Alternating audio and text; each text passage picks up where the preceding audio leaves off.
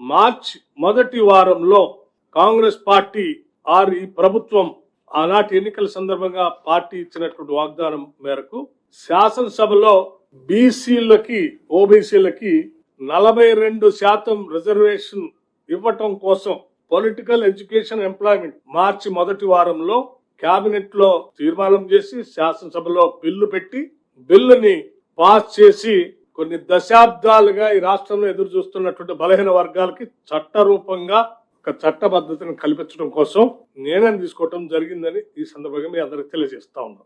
ఇక్కడ bill pass చేయటమే కాకుండా ఈ పాస్ చేసినటువంటి బిల్లుని కేంద్ర ప్రభుత్వానికి పంపిస్తాం. పార్లమెంట్ లో కూడా బిల్లుకు సంబంధించి కేంద్ర ప్రభుత్వం మీద ఒత్తిడి తీసుకొని వచ్చి బిల్లుని పార్లమెంట్ లో కూడా ప్రవేశపెట్టి దీని మీద ఆమోదం పొందడం కోసం మేము చేయాల్సిన ప్రయత్నం అంతా చేస్తాం.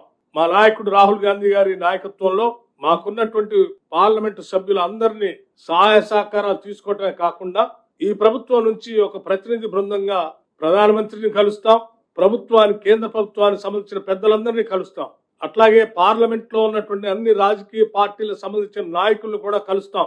వారందరి మద్దతు కూడా కూడగడతాం.